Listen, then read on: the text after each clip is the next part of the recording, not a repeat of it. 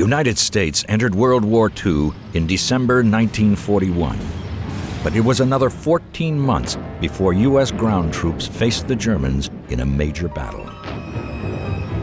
They met at the Kasserine Pass in the mountains of Tunisia in North Africa.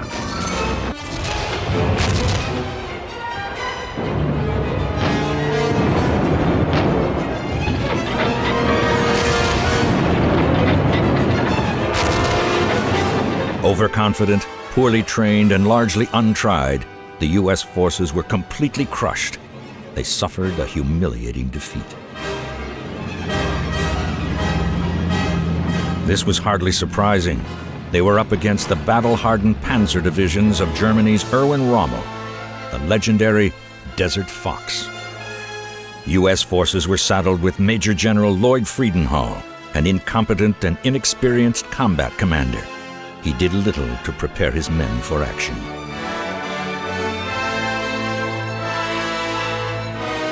When Allied General Eisenhower became aware of this, he should have fired Friedenhall before the battle. His failure to do so was a grave blunder that resulted in thousands of casualties and damaged the reputation of the U.S. Army. The United States joined the war as a result of the Japanese bombing of Pearl Harbor on December 7, 1941. 4 days later, Hitler declared war on the United States.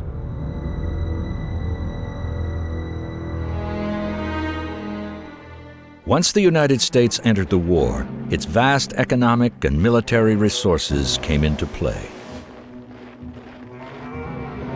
Although its peacetime armed forces were small, the potential for expansion was almost limitless.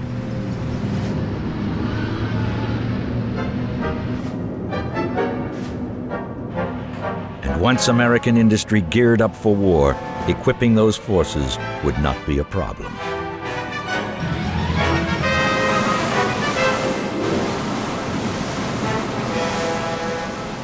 It seemed inevitable that the forces of Hitler's Germany would be crushed.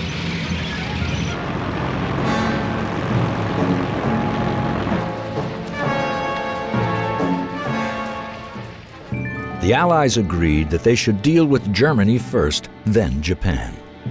Brimming with enthusiasm and confidence, U.S. troops began arriving in Britain in January 1942.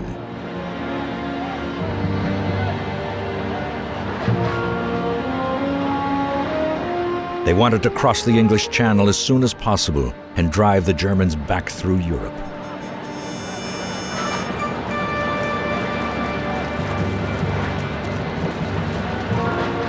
But the British, having been at war since September 1939, were more cautious.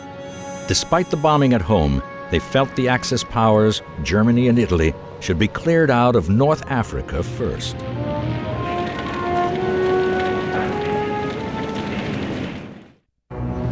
British forces had been involved in North Africa since June 1940, engaged in a campaign that ebbed and flowed across the deserts of Libya and western Egypt.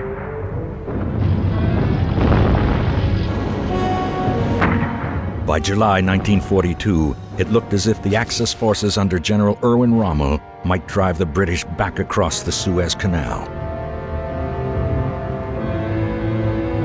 But the British held the Germans and prepared to launch a counteroffensive.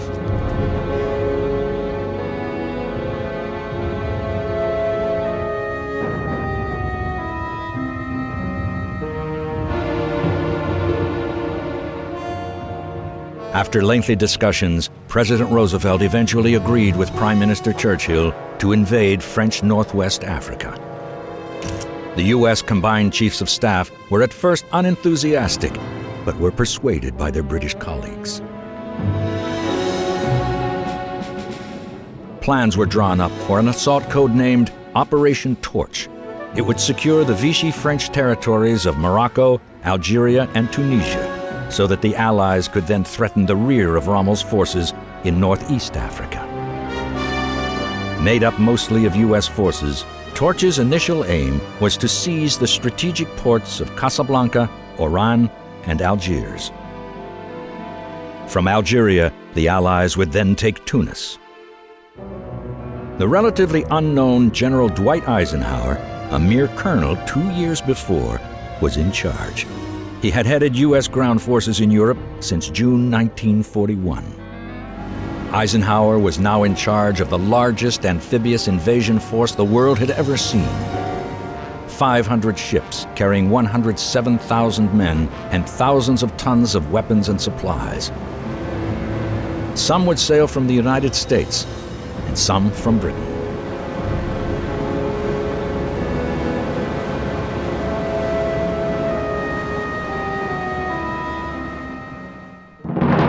One of the most senior U.S. commanders involved in Operation Torch was Major General Lloyd Friedenhall. He had been handpicked by General George Marshall, Chief of the General Staff back in Washington. As events would later prove, Marshall could not have made a poorer choice. Great Blunders in History will return in a moment.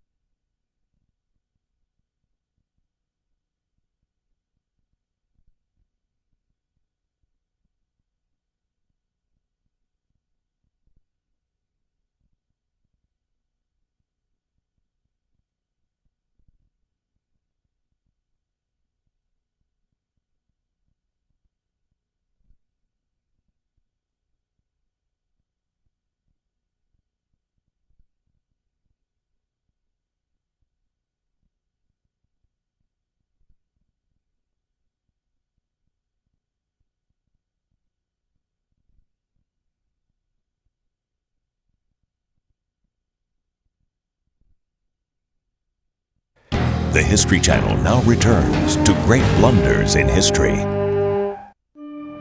By the evening of November 7, 1942, the vast Allied fleet for Operation Torch reached the North African coast. The Allied assault began early the next day. The Vichy French resistance was half-hearted and ceased within 3 days.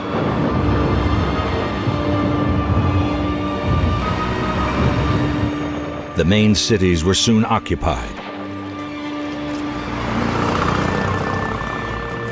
The Axis High Command had been taken completely by surprise, but Field Marshal Albert Kesselring, commander of German forces in the Mediterranean, ordered reinforcements from Sicily. It was not long before fresh German troops began pouring into Tunisia. Meanwhile, Allied troops from Algiers were advancing on the Tunisian border. Initially, they made good progress, but in the mountainous terrain of Tunisia, they encountered Axis resistance. The Allied advance slowed. The Axis had local air superiority since Allied bases were in Algeria.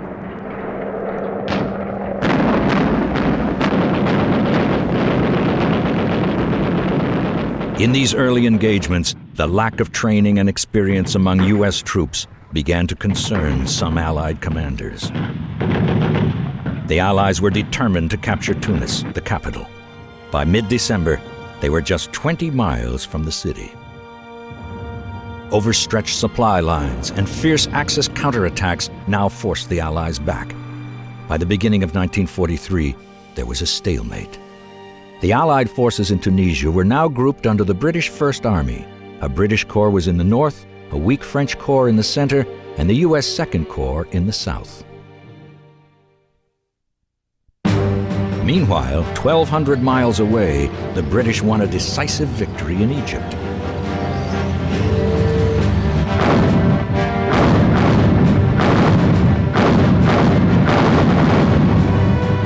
At the beginning of November 1942, after 10 days of bitter fighting, General Bernard Montgomery's 8th Army broke through Axis defenses at El Alamein.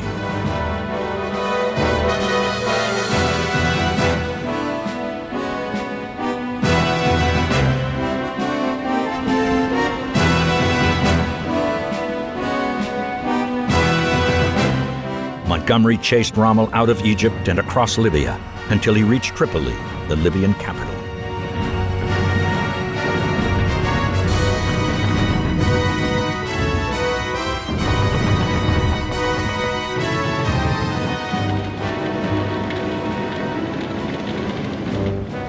Although the Axis forces suffered severe losses, Rommel was able to occasionally turn on his pursuers.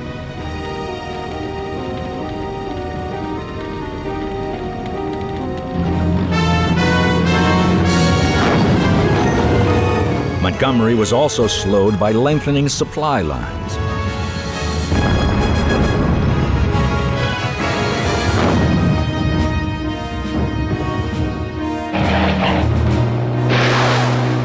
In early January, Rommel withdrew his forces into Tunisia.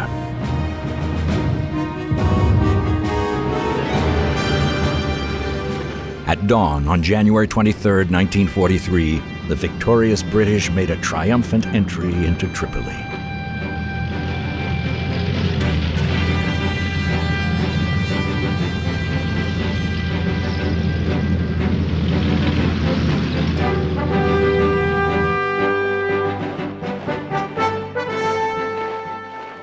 The Germans had already fled, wrecking the port. Since Montgomery's supply lines were now desperately stretched, he stopped to get them back into operation.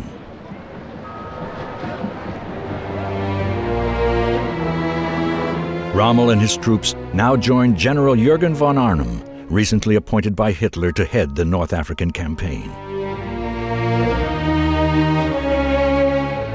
Von Arnim was a seasoned veteran of the Eastern Front, but unfortunately, he and Rommel had personal differences. Rommel felt that if he had been given the reinforcements that von Arnim received, he could have driven the British out of Egypt. His resentment deepened when von Arnim took troops and artillery Rommel wanted for an attack on western Tunisia.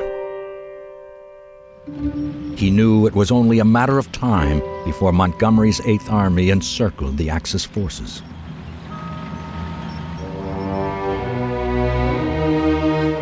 Von Arnim planned a two-pronged attack to slice through the Allies and cut their lines of communication. He would then turn on Montgomery. Back at Allied headquarters in Algiers, Eisenhower was having problems.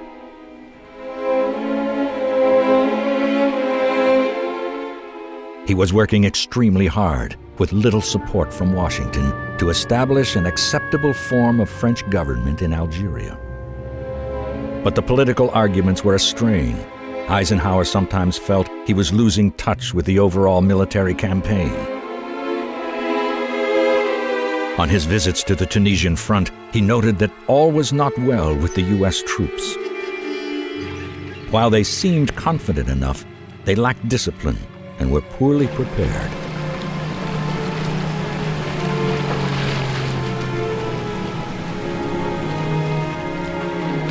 Eisenhower wrote a letter of complaint to General Marshall, but did nothing to rectify the situation on the ground. It was an omission he would regret. British General Kenneth Anderson, the commander of the First Army, was also aware of the problem, but he hesitated to raise it with Eisenhower for fear of compromising their relationship.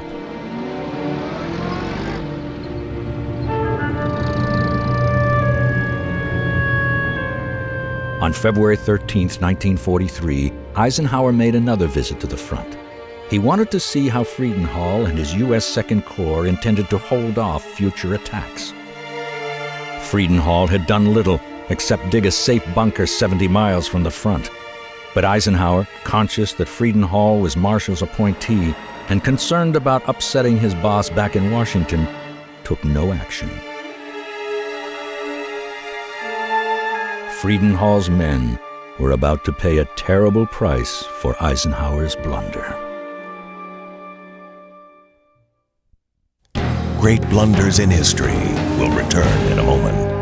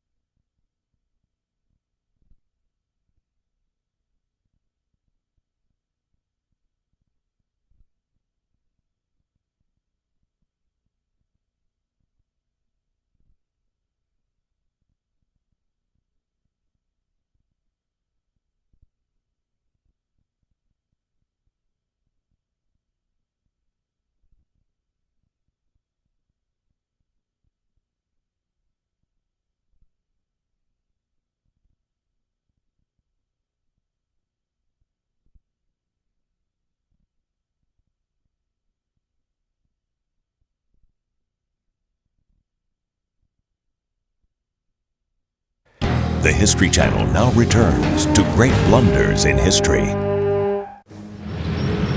Eisenhower had not even made it back to Algiers before the Germans attacked. They were determined to cut off the Allied supply route.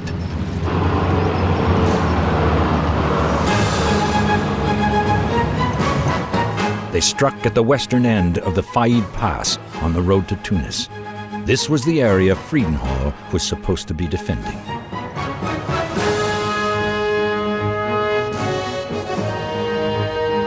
The inexperienced U.S. troops and their tanks were no match for the battle-hardened Germans.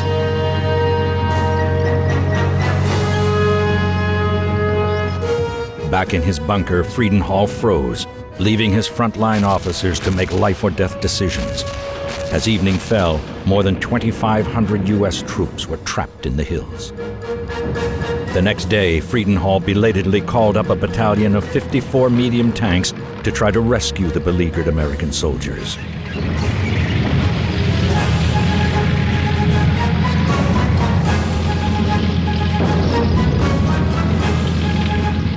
It was a brave but doomed attempt. The U.S. tanks had no air cover and were up against superior forces. The outcome was inevitable. 50 U.S. tanks were lost. Hundreds of men were either dead or missing. The Germans were virtually unscathed and began advancing again. Eisenhower knew the U.S. forces had little chance of holding the line against the panzers.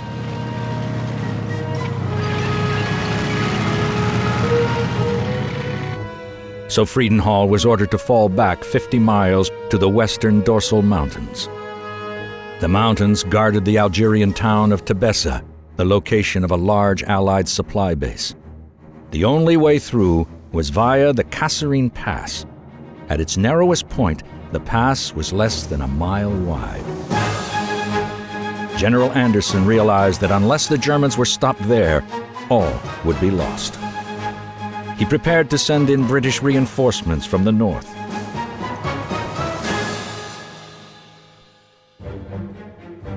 Rommel wanted to chase the Americans as they fell back. Von Arnim disagreed. He thought the Axis supplies were too low. In the end, Field Marshal Kesselring had to fly in from Rome to resolve their differences. He agreed with Rommel and put him in charge of Army Group Africa. The squabbles of the German generals gave Friedenhall a much-needed respite. He retired once more to his bunker. The panzers stormed into the Kasserine Pass on February 19, 1943.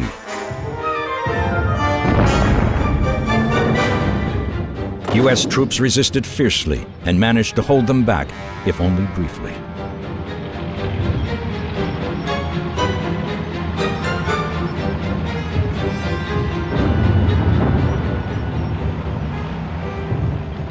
The next day, the Germans ferociously attacked the Americans. They pushed them back and threw them into total disarray.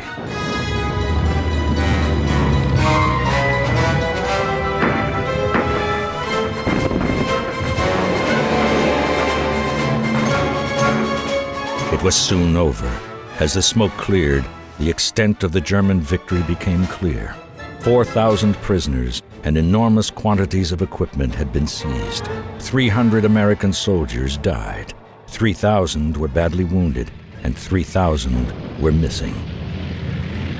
It now seemed little could stop Rommel from breaking through behind the First Army. But at this moment, British reinforcements arrived. They succeeded in halting the panzers.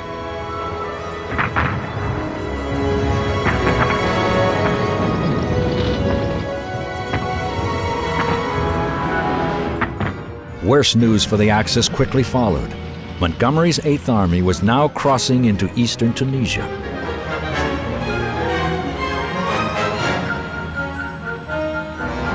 Rommel was thus obliged to turn and meet this new threat. His luck left him at the beginning of March in Medellin, near the Libyan border. This time the British beat him back. Rommel returned to Germany and pleaded with Hitler to withdraw from North Africa. He knew it was a lost cause. The Allies were too strong.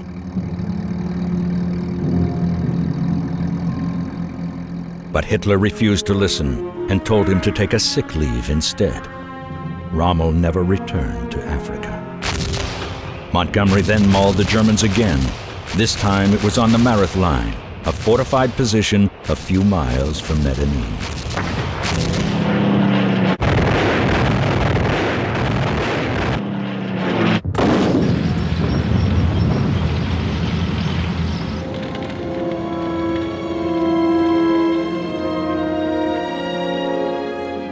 By now, Eisenhower had done what he should have done before.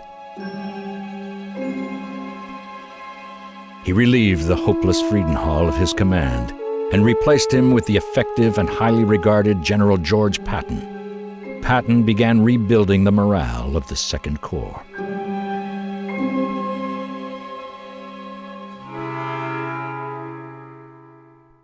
There was still heavy fighting in Tunisia, but by May 1943, it was all over. The Axis powers were finished in North Africa.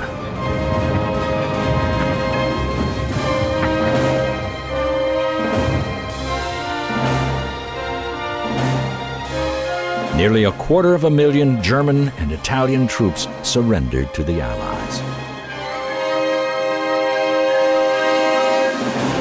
The Americans could at last hold their heads high in North Africa.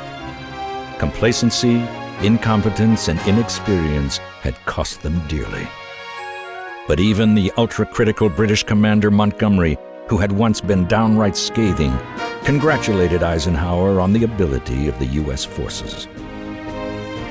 Eisenhower's earlier failure to replace Friedenthal had been a serious blunder.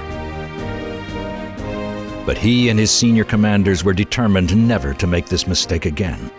In the future, U.S. troops and their officers would be highly trained. Eisenhower now had men like Patton, Bradley, and Clark to lead. There would never be another Kasserine, where U.S. troops were forced to ask their allies for help.